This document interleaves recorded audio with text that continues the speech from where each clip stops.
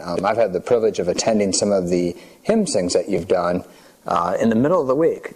Tell me a little bit about how that came about, and anything else you want to share about that, because that's been neat. Well, I think the disappearing of hymnology in our churches, I think the addition of other songs have been great. Sure. But I think when we choose to eliminate musical types of styles, that eliminates memory for people. Yeah. And I think what you have in West Michigan, a lot of people who grew up with hymns, so they knew that God touched them when they were 16 with this hymn, Sure. 25 Yes. with this hymn, 35 this year.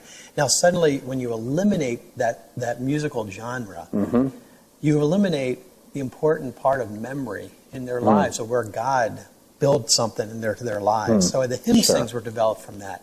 Let's allow people who relate to God through the hymns to have a place to sing and remember when God touched them through Blessed Assurance, Jesus is mine. Yes. Touched them through this particular hymn.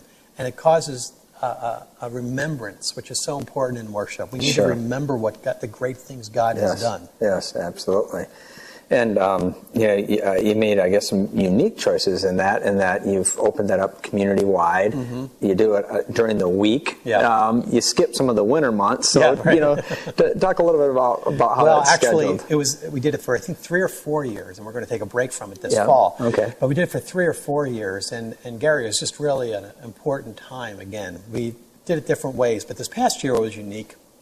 Is that I tried to make it a lakeshore event, and I invited different worship leaders from different churches to do it. I did one, and then we had different guys. C.J. Greer came in and did one. Great. Jeremy Simpson did one.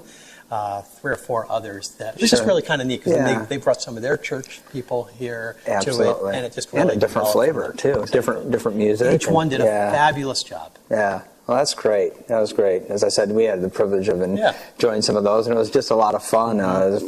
Having some younger children, giving them exposure, not just to singing a hymn, but being in a group that embraces and loves the hymn. Right. It's one thing to just sing through a hymn in a group or in a church, but to be around people, like you said, that have memory and that sing with passion. Right. And the most popular part was the favorites, because we wouldn't just ask them to do favorites, but we'd ask them to tell why. Right. And I think for some, like when your kids were there, to hear an older saint say, when I was 16 at Camp Geneva, we sang this song, and God, did something in my heart that day. And you think, wow, that was 60 years ago. Yeah.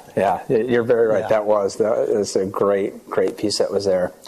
Now, we've talked about some of the things that are going on at Christ Memorial, but let's dive in a little bit and talk about, if you can narrow it down, what's one of the best things that you think you've done at Christ Memorial in the ministry there? Not mess up. Not mess up what John Bright started for 17 years. I came in and said I didn't want to mess up what he already started. But I think my passion is obviously the aspect of worship, which John's was as well. And so I try to make sure that every part of the worship service is a worship experience. So the choir, although they might be singing an anthem, I want them to see the bigger picture. Why they're doing that, how it fits into the bigger picture of the worship service, how that text interplays with their own lives, and hopefully when that clicks, then they're able to help lead other people in worship. I think that's my passion, to really cause that to happen, to have orchestra players not just look at their place as playing a gig. I'm an instrumentalist, so I know the mindset is totally different from a choir person and an orchestra person. Choir people see themselves as part of a family. I think orchestra people have been taught to come in and play the gig. Band members, instrumentalists, whatever.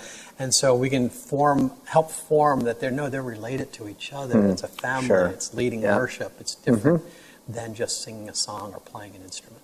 Yeah, that's great. That's interesting. I didn't think of the aspect of a musician. As I've said often, on a good day I'm a drummer. I'd say percussionist, but that implies talent, and I have none. So I hadn't thought of that approach, because not being that close to musicians. What have you done to facilitate then that sense of community throughout the worship department? Because obviously, we've talked about the choir and the orchestra, but I know you have drama, you've got sacred dance, you have other elements, visual arts and so forth. Of course, it starts with a good volunteer staff and paid staff that just really feel that same way.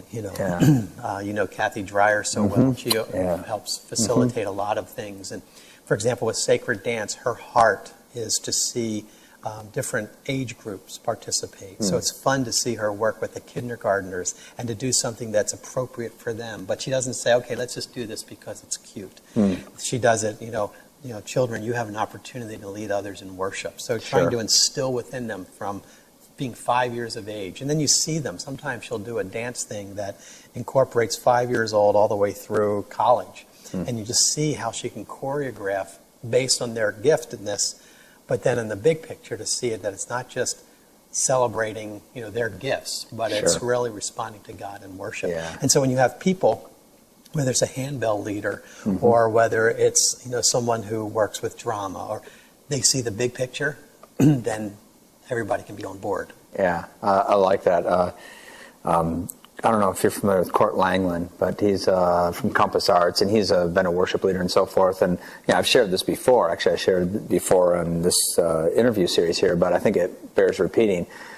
Court and I had a conversation. He said, Gary, at times I think we're musical bigots, and he's referring to himself and myself, because we always revert back to the 80s, back when we had mullets before they even called them mullets, and Court's a lead guitar player and so forth. And he said what's exciting for him is what he sees in this next generation, and the generation that's coming up and is really coming to that time of almost coming into leadership, is that as long as it has meaning and context, it can be an organ solo. Absolutely. Or it can be a ripping guitar solo, and it doesn't matter. Whereas, I still tend to go back to what I like, but for this next generation, they seem to be much more open, and I think that's great, because if you can't bring meaning and context to the entire thing, and if it does have great meaning, you're right, it doesn't matter what element it was, that brought that out. And so you experience it. Your heart needs to be stimulated to the Lord, and you've gone into a contemporary worship setting where the band was hot. They were doing a great job. The first 3 rows were engaged, but people behind that just stood there. And you thought, man, that's sad. Or you can go into a traditional classic service and the same thing happens. There are people who just aren't engaged. And, that's the Spirit of the Lord, that the Spirit of God needs to do that. But I think also many times the mind has not been triggered or the heart has not been triggered. And so I think as a worship leader, you need to think through that a little bit and pray through that. And then how can this event in worship be triggered? Sure, you bet.